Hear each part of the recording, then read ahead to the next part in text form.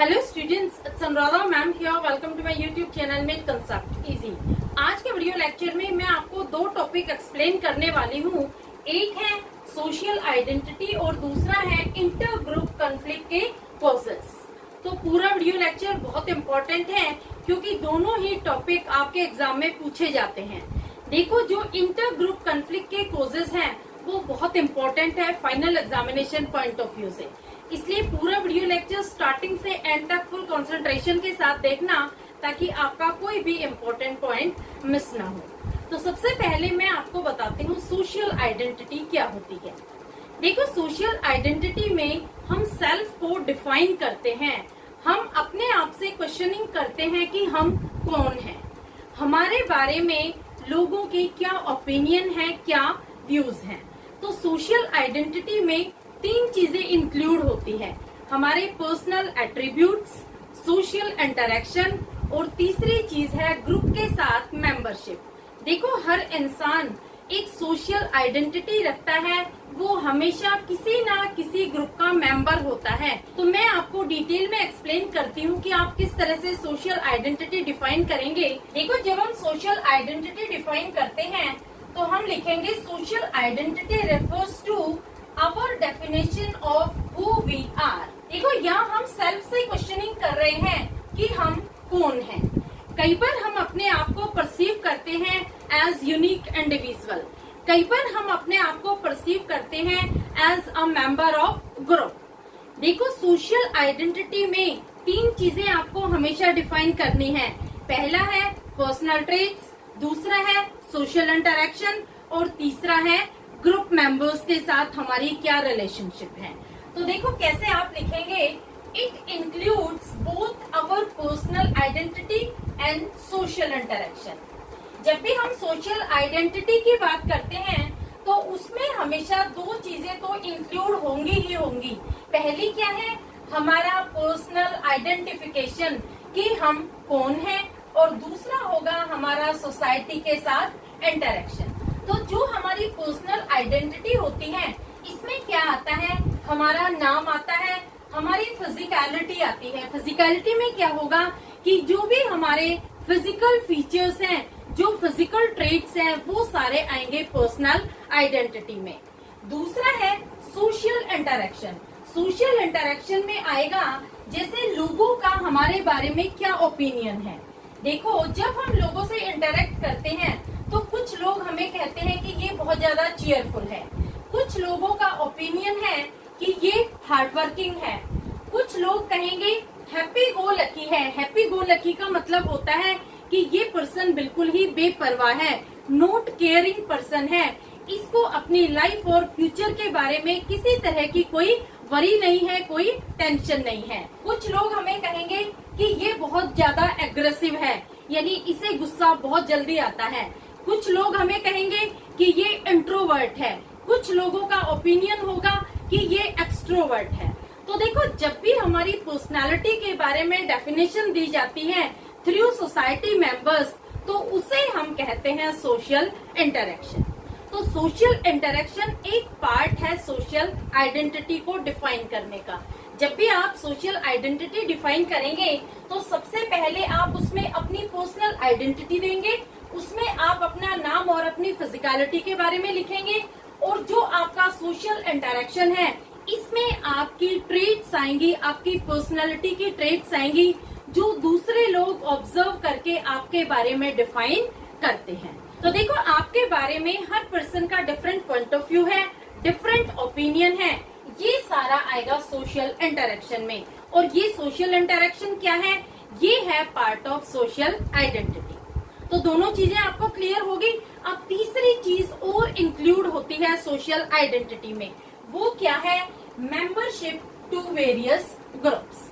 देखो, हर इंसान किसी ना किसी ग्रुप का मेंबर है। जैसे आप फैमिली के मेंबर हैं, आप कंट्री के मेंबर हैं, आप स्कूल के मेंबर हैं, तो ये सारे क्या हैं, ये ग्रुप हैं। जो फैमिली है ये एक ग्रुप है, चाहे आप किसी फैमिली के बेटे हैं या बेटी हैं, लेकिन आप पार्ट ऑफ अ फैमिली हैं। तो ये क्या होगा, ये आपकी मेंबरशिप डिफाइन करता है कि आप इस ग्रुप के मेंबर हैं। दूसरा, जब आप एक स्टूडेंट के रूप में आइडेंटिफाई किए जाते हैं तो आप एक स्कूल के मेंबर होते हैं, आप एक क्लास के मेंबर होते हैं। इसके साथ साथ जब आप एक कंट्री के सिटीजन के रूप में आइडेंटिफाई किए जाते हैं तब भी आपकी मेंबरशिप डिफाइन होती है कि आप कौन सी कंट्री से बिलोंग करते हैं। जैसे आप इंडियन हैं तो आपकी आइडेंटिफिकेशन क्या होगी, जो आपकी सोशल आइडेंटिटी है वो होगी इंडियन। तो समझ आया आपको किस तरह से हमारी मेंबरशिप डिफाइन की जाती है। किसी भी ग्रुप के साथ हर पर्सन किसी ना किसी ग्रुप का मेंबर होता है। तो देखो आप इसमें एग्जांपल भी दे सकते हैं, जैसे being a daughter, being a student, being citizen of country, ये सारे आएंगे मेंबरशिप टू वेरियस ग्रुप्स। अब देखो जब आप किसी ग्रुप के मेंबर होते हैं तो आप हमेशा अपने ग्रुप को सपोर्ट करते हैं।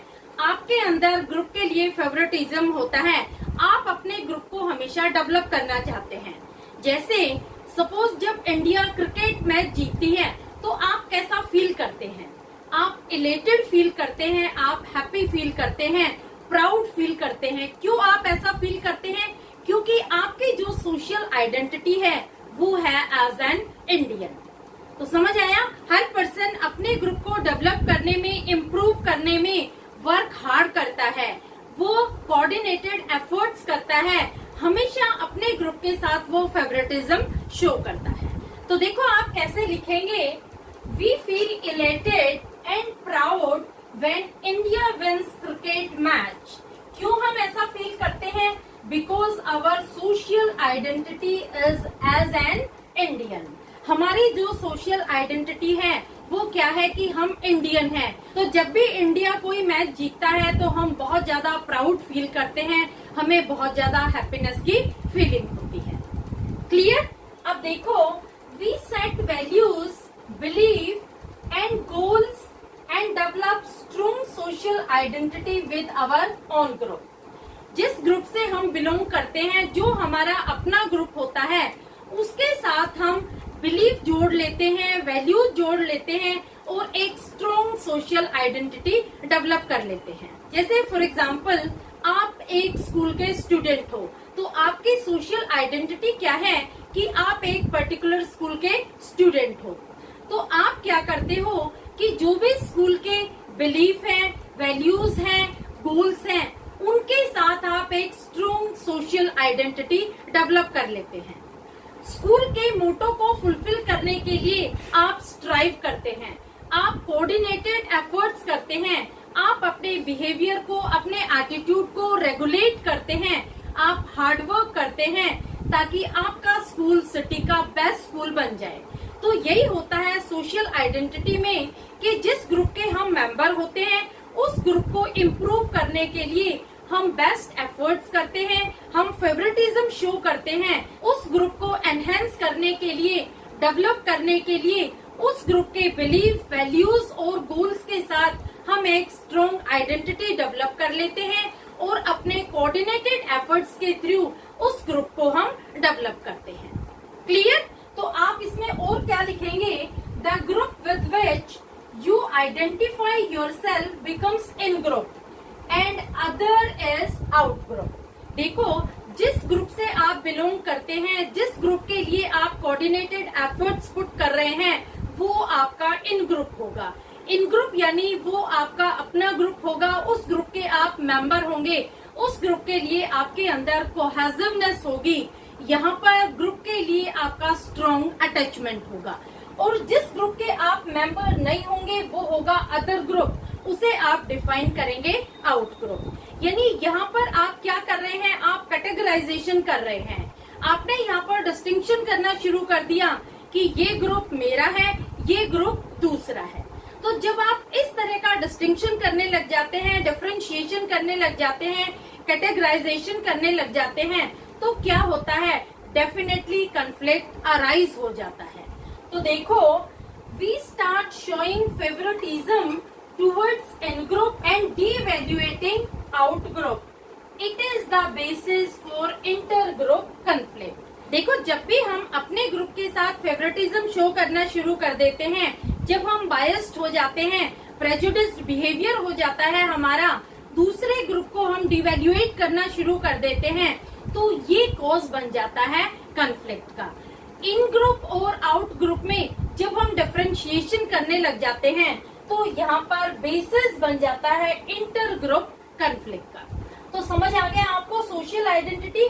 सोशल आइडेंटिटी में यही होता है, हमारी पर्सनल ट्रेट डिफाइन की जाती है, सोशल इंटरेक्शन डिफाइन किया जाता है, इसके साथ साथ हमारी मेंबरशिप ऑफ ग्रुप भी डिफाइन की जाती है कि हमारी मेंबरशिप ग्रुप के साथ कैसी है।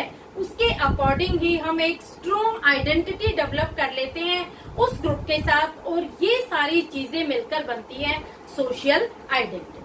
और जब हम इन ग्रुप के साथ बायस्ड हो जाते हैं, हमारे अपने ग्रुप के साथ हम फेवरेटिज्म शो करते हैं, अदर ग्रुप को हम डिवैल्यूएट करते हैं, तो ये कॉज बन जाता है इंटर ग्रुप कॉन्फ्लिक्ट का। तो अब मैं आपको डिटेल में बता रही हूँ कि कौन कौन से पॉइंट है, कौन कौन से कॉजेज है इंटर ग्रुप कॉन्फ्लिक्ट के। देखो, सबसे पहले मैं आपको बताती हूँ कॉन्फ्लिक्ट क्या होता है। कॉन्फ्लिक्ट का मतलब होता है a situation where one group perceive other group as opponent and having opposing interest and both try to contradict each other। देखो, कॉन्फ्लिक्ट में क्या होता है कि ये एक ऐसी सिचुएशन होती है जहाँ पर एक ग्रुप दूसरे ग्रुप को कैसे परसीव करता है कि ये मेरा अपोनेंट है। अपोनेंट का मतलब होता है कि ये मेरा विरोधी है।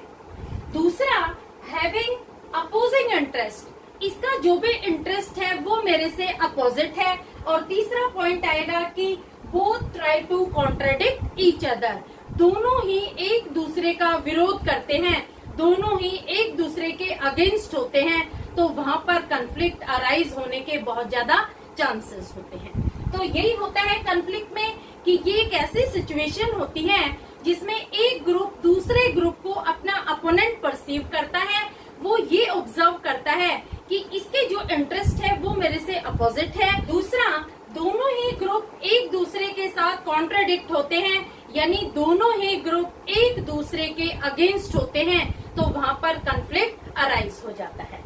अब देखो, इसमें आप लिखना there is feeling of we for in group and they और अदर फॉर आउट ग्रुप। देखो, कॉन्फ्लिक्ट में हमेशा हमें इन ग्रुप के लिए वी की फीलिंग होती है, यानी जिस ग्रुप से हम बिलोंग करते हैं उसे हम वी ग्रुप बोलते हैं, यानी ये हमारा अपना ग्रुप है।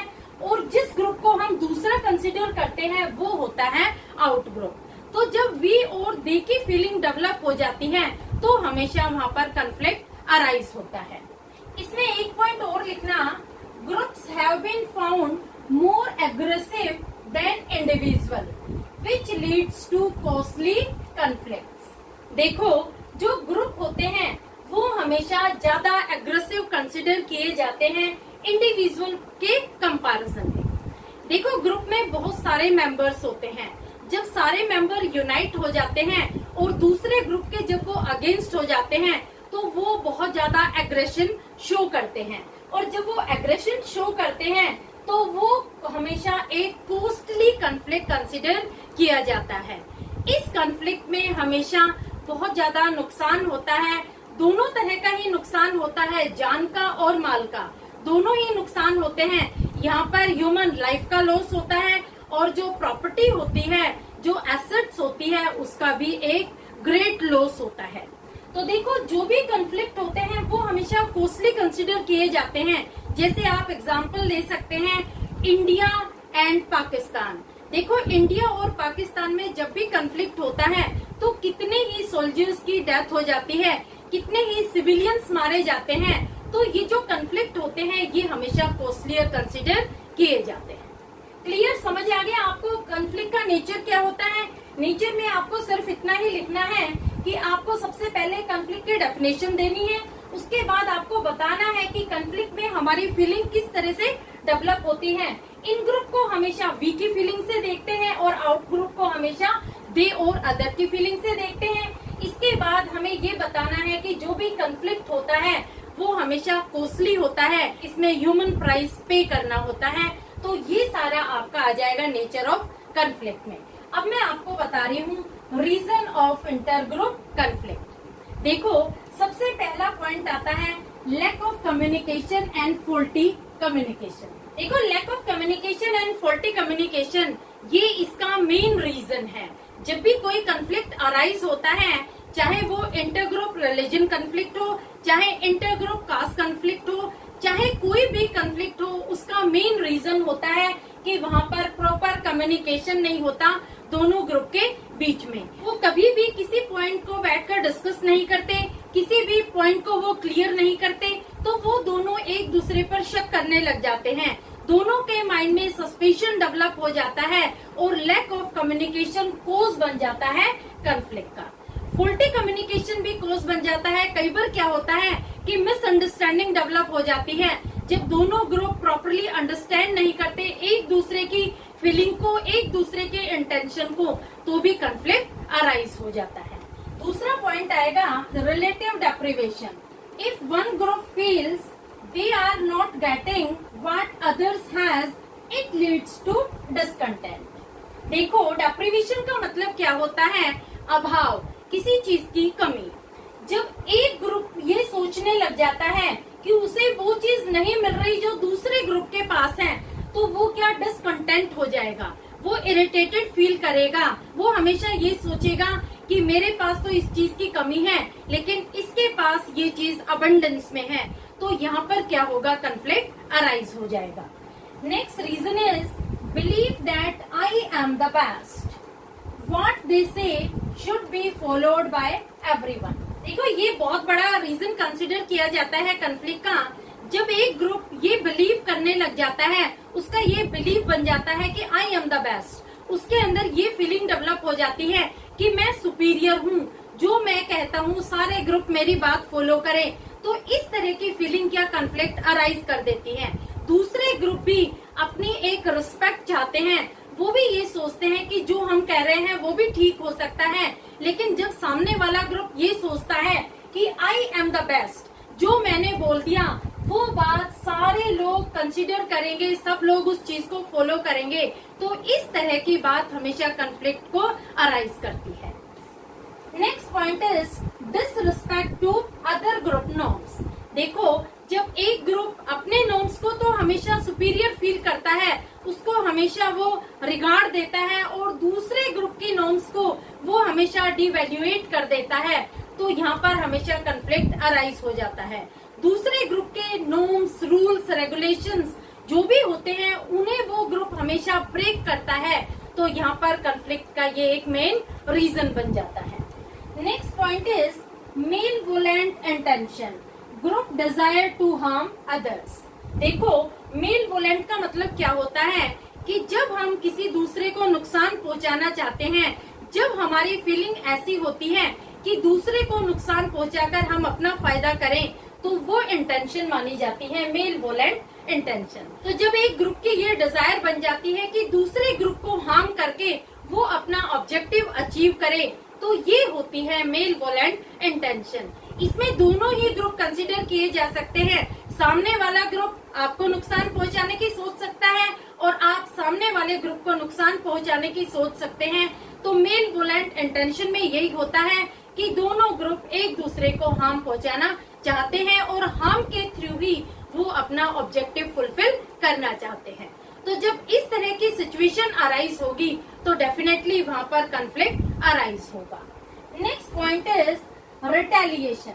देखो, रिटेलिएशन का मतलब होता है ग्रुप में seek revenge for some harm done in the past. इसमें क्या होता है कि एक ग्रुप पुरानी हिस्ट्री को याद करके रेवेंज लेना चाहता है। रेवेंज का मतलब होता है बदला, यानी पुराने समय में अगर दूसरे ग्रुप ने आपके साथ कोई गलती से कोई मिस्टेक कर दी, आपका कोई नुकसान कर दिया, तो जब आपको मौका मिलता है तो आप उससे बदला लेने की सोचते हैं। तो यहाँ पर कंफ्लिक्ट अराइज हो जाता है दोनों ग्रुप के बीच में, क्योंकि जब रिटेलिएशन की इंटेंशन आ जाती है, जब बदले की भावना आ जाती है, तो यहाँ पर दोनों ही पार्टी एक दूसरे के अगेंस्ट हो जाती है और वहाँ पर कंफ्लिक्ट अराइज हो जाता है।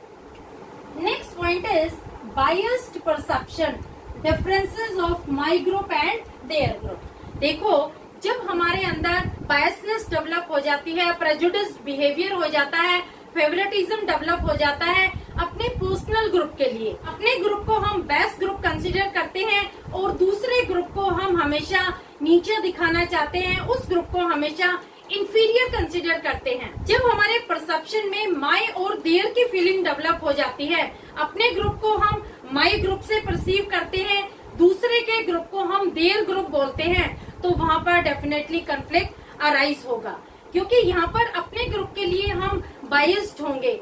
हमारा जो बिहेवियर होगा वो प्रेजुडिस्ड बिहेवियर होगा। दूसरे ग्रुप के लिए, अपने ग्रुप के लिए हम फेवरेटिज्म शो करेंगे और दूसरे ग्रुप को हमेशा डिवैल्यूएट करने की कोशिश करेंगे, तो ये रीजन बन जाता है कॉन्फ्लिक्ट का। And last point is perceived inequality. When you contribute more but get less reward, you feel irritated and exploited. देखो, जब आपका परसेप्शन हो जाता है इनइक्वालिटी का, यानी आपके इस तरह की सोच डेवलप हो जाती है कि मैं ज्यादा कंट्रीब्यूट करता हूँ लेकिन मुझे लेस रिवॉर्ड मिलता है। मेरा जो फ्रेंड है, सामने वाला जो ग्रुप है, उसका लेस कंट्रीब्यूशन है लेकिन उसको मेजर रिवॉर्ड दिया जाता है, उसका रिवॉर्ड हमेशा मेरे से ज्यादा होता है, उसका कंट्रीब्यूशन कम होता है। तो यहाँ पर इनइक्वालिटी की फीलिंग डेवलप हो जाती है और कॉन्फ्लिक्ट अराइज हो जाता है। क्योंकि देखो, जब आपके इस तरह की फीलिंग होगी कि मैं जो काम कर रहा हूँ उसका मुझे कम प्रॉफिट मिल रहा है, सामने वाला कम काम कर रहा है उसको ज्यादा प्रॉफिट मिल रहा है, तो डेफिनेटली वहाँ पर एक इरिटेशन डेवलप होती है, आप एक्सप्लॉइटेड फील करते हैं और कॉन्फ्लिक्ट अराइज हो जाता है। तो देखो, ये सारे मैंने 8 पॉइंट आपको बताए हैं, ये 8 रीजन है कि किस तरह से कॉन्फ्लिक्ट अराइज होता है। आपके सीबीएसई में ये क्वेश्चन बहुत इम्पोर्टेंट है, इंटर ग्रुप कॉन्फ्लिक्ट के रीजन क्या होते हैं, ये कई बार पूछा भी जा चुका है। ये जो क्वेश्चन है ये 6 मार्कर में आता है। इसकी जो स्ट्रेटेजीज है रिजोल्व करने की, वो मैं आपको नेक्स्ट वीडियो लेक्चर में डिटेल में एक्सप्लेन करूंगी। वो मेरा लास्ट वीडियो लेक्चर होगा चैप्टर 7 का। ये चैप्टर 7 मैंने आपको डिटेल में एज पर एनसीईआरटी बिल्कुल सीरीज में एक्सप्लेन किया है। फिर भी किसी तरह की कोई क्वेरी हो तो feel free to comment in comment box. ये सारे नोट्स आपको अवेलेबल हो जाएंगे मेरे टेलीग्राम ग्रुप पर, उसे आप ज्वाइन कर लेना, मैं इस वीडियो के लिंक भी डाल दूंगी। इसके साथ साथ आप ज्यादा से ज्यादा अपने दोस्तों को शेयर करो मेरे वीडियो लिंक, ताकि हर बच्चे को बेनिफिट मिले। देखो, हर बच्चे के पॉइंट्स क्लियर हो, हर बच्चे के कंसेप्ट क्लियर हो, यही मेरा मोटो है। इसलिए इस मोटो को ज्यादा से ज्यादा स्प्रेड करो ताकि हर बच्चे को उसका गोल अचीव हो। Please like it, subscribe it and share it to your friends. Okay, thank you.